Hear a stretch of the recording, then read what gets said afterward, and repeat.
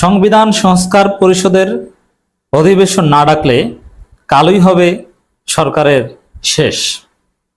জামাত সহ 11 দলীয় জোটের সম্মিলিত হুঁশিয়ারি। হোয়াট ডাজ ইট মিন? কি ঘটছে?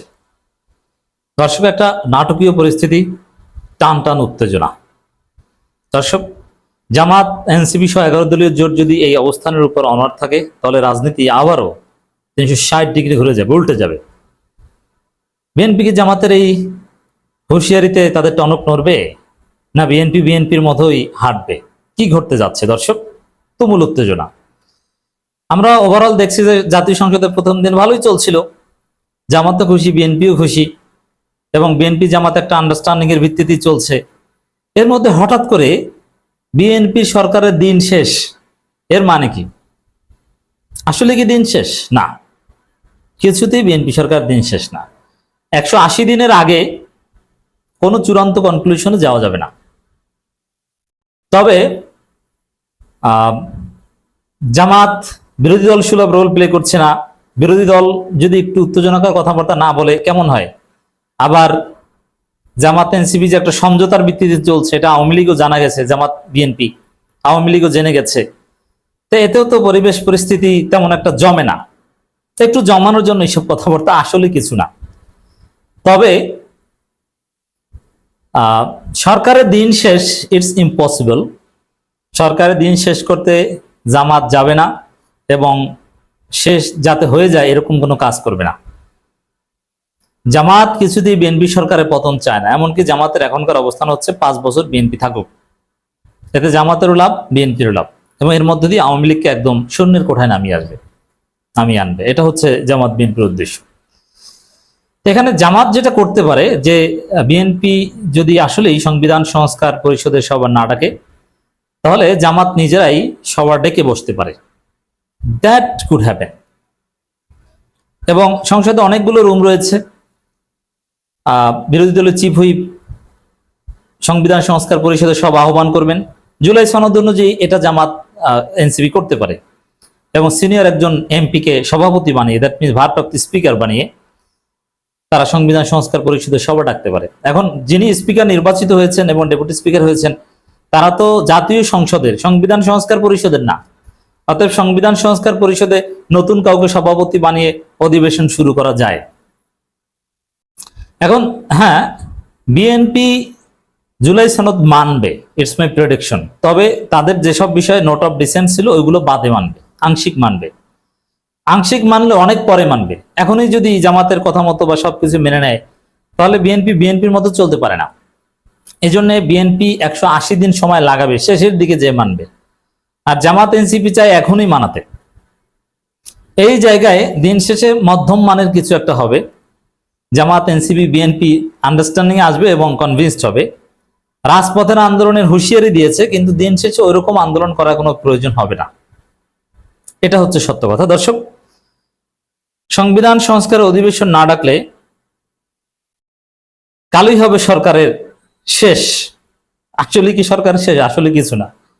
এটা আন্ডারস্ট্যান্ডিং আসার আরেকটা রাস্তা। আর জুলাই সনদ পুরোপুরি জামাত বিএনপিকে বাধ্য করাতে পারবে না, আর বিএনপি পুরোপুরি করবে না। মাঝামাঝি অবস্থানে কনক্লুশন হবে। আর যতটুকু বাকি থাকবে অতটুকু আগামী নির্বাচনে জামাতের নির্বাচনী প্রচারণার একটা ইনস্ট্রুমেন্ট হবে। জামাত বলবে যে এই যে বিএনপি সব করা নিয়ে আমরা করব। তবে বিএনপি অনেক ভালো কাজই করবে। তবে একটু উত্তেজনা সৃষ্টির চেষ্টা করা হচ্ছে, যেহেতু অনেকেই বলছেন যে মেটিকুলাস ডিজাইন সংসদ, একটু উত্তেজনা হতে পারে। That could be for the time being. সিরিয়াসনেসের কিছু নাই। সংবিধান সংস্কার পরিষদের অধিবেশন না ডাকলে সরকারের শেষ অধিবেশন হবে বলে হুঁশিয়ারি দিয়েছেন। সরকারের শেষ অধিবেশন, সরকারের পতন হবে এরকম কথা না। বিভিন্ন গণমাধ্যম একটু ডিস্টর্ট করেছে।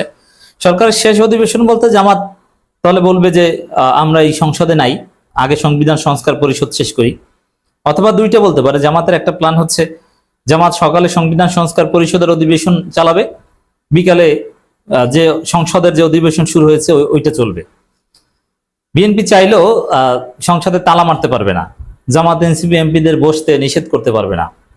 মানে একটা অপ্রীতিকর পরিস্থিতি তৈরি হবে। এজন্যে যেহেতু বিএনপিকে যথেষ্ট বিব্রতকর পরিস্থিতিতে ফেলানো সম্ভব, এই জন্যে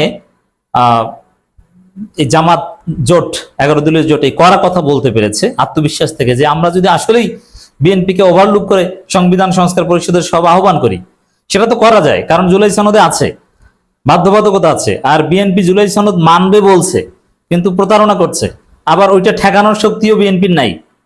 অতএব এর মাধ্যমে বিএনপি কঠিন চাপে রাখা যায়, এই বিশ্বাস থেকে জামাত এই কঠোর হুঁশিয়ারি দিয়েছে। তবে দিন শেষে আলাপ আলোচনার ভিত্তিতেই সমাধান হবে। জামাত যখন এটা করতে যাবে, প্রধানমন্ত্রী একটা মিটিং ডাকবেন, বিএনপি জামাত বলবে ঠিক আছে আমরা করি শীঘ্রই। বিএনপি তাদের কথাও রাখবে, এদের কথাও রাখবে, সংবিধানে কিছু সংস্কার এনে এই স্পিকারের হাতে শপথ নিয়ে তারা বসবে, এই তারপরে মোটের উপর 180 দিন পর্যন্ত ঘুরবে, শেষের দিকে পাশ হবে, কিছু হবে না কিছু হবে। আর সংবিধান সংস্কার পরিষদের সভা ডাকলেও তো বিএনপির মতো করে অনেক কিছু করা সম্ভব। তবে সংবিধান সংস্কার পরিষদ হবে, এটা ওভারলুক করা যাবে না। আর ওই যে গণভোট বাতিল করা বা এগুলো তেমন কিছু করা যাবে না। এখানে বিএনপি আর একটা খেলা খেলতে পারে পরিস্থিতিকে, যেহেতু বিএনপি চাপের মধ্যে আছে, জামাত এই খেলা খেলতে পারে, আলাদা সভা ডাকতে পারে, এই জন্য কোর্টের মাধ্যমে খেলার চেষ্টা করতে পারে। কিন্তু কোর্টের মাধ্যমে খেললে সত্যি বিএনপি বেকায়দায় পড়বে, তখন জামাত এনসিপি রাজপথে নামবে। জুলাই সনদ বাস্তবায়ন 11 দলীয় ঐক্যের আন্দোলনে ঘোষণা দেন তিনি। 11 দলীয় ঐক্যের সমন্বয়ক ও জামাত নেতা হামিদুর রহমান আজাদ বলেছেন, সংবিধান সংস্কার পরিষদের অধিবেশন না ডাকলে আগামীকালেই হবে সরকারের শেষ অধিবেশন। শনিবার রাজধানীর মগবাজারে বাংলাদেশ জামাত ইসলামের কেন্দ্রীয় কার্যালয়ে 11 দলীয় জোটের লিয়াজু কমিটির বৈঠক শেষে একথা জানান তিনি। শেষ অধিবেশন মানে জামাত আলাদা অধিবেশন ডাকবে, এর ব্যাখ্যা হচ্ছে এটা। হামিদুর রহমান আজাদ বলেন, জুলাই সনদ বাস্তবায়নে আগামীকাল সংবিধান সংস্কার পরিষদ অধিবেশন ডাকা না হলে জনগণকে সাথে নিয়ে রাজপথে নামবে 11 দলীয় জোট। 28 মার্চ শীর্ষ নেতৃবৃন্দ বৈঠকের সিদ্ধান্ত অনুযায়ী চূড়ান্ত করা হবে আন্দোলনের রূপরেখা। এখানে আন্দোলনের প্রস্তুতি আছে এই কারণে যে জামাত যেভাবে পয়েন্ট অফ নো রিটার্নে গিয়েছে বিএনপিকে চাপে রাখতে, তো এই জায়গায় বিএনপি কোর্টের মাধ্যমে অলরেডি একটা ডিক্রি বের করেছে, আরো করতে পারে। তা এই জন্য আন্দোলনের বিকল্প নেই। কোর্টের সামনে মানে আন্দোলনের সামনে কোনো কোর্ট টোট চলবে না, কোর্টের কোনো রায়, তাহলে এটা হাসিনার স্টাইল হয়ে যাবে। এবং এই বিষয়ে এইসব জুলাই সনদ টনদ নিয়ে কোর্টে যাওয়া যাবে না, এই বিষয়ে বিএনপির কমিটমেন্ট আছে। তো বিএনপি যদি প্রতারণা করে, তাহলে জামাত এনসিপি খুব সহজে আন্দোলন জমাতে পারবে, সম্ভাবনা আছে। এখন বিএনপি ওই ঝুঁকি পর্যন্ত যাবে না, হয়তো সর্বদলীয় মিটিং ডেকে একটা ঐক্যমতে আসার সম্ভাবনা আছে। হামিদুর রহমান আজাদ আরো বলেন, জুলাই সনদ আংশিকভাবে নয়, সম্পূর্ণ বাস্তবায়নের দাবি আমাদের 11 দলীয় ঐক্যের। ইতিহাসের সেরা নির্বাচনে জানমালের ক্ষয়ক্ষতি না হলেও জনআকাঙ্ক্ষা পূরণ হয়, নির্বাচনে পর উপদেষ্টারা হাটে হাড়ি ভেঙেছেন। এগুলো পলিটিক্যাল রেটরিক, এতে তেমন কিছু হবে না। তবে জুলাই সনদ ওই যে বিএনপির নোট অফ ডিসেন্টের জায়গাগুলোতে বিএনপি ছাড় দিবে না, হয়তোবা 80% 90% পূরণ হবে, জুলাই সনদ বাস্তবায়ন হবে, বাকিটা বাস্তবায়ন হবে না। তা রাজনীতিতে এখন যেটা দেখছেন, এটা একটা উত্তেজনা, তবে আলোচনার ভিত্তিতে এর সমাধান হবে।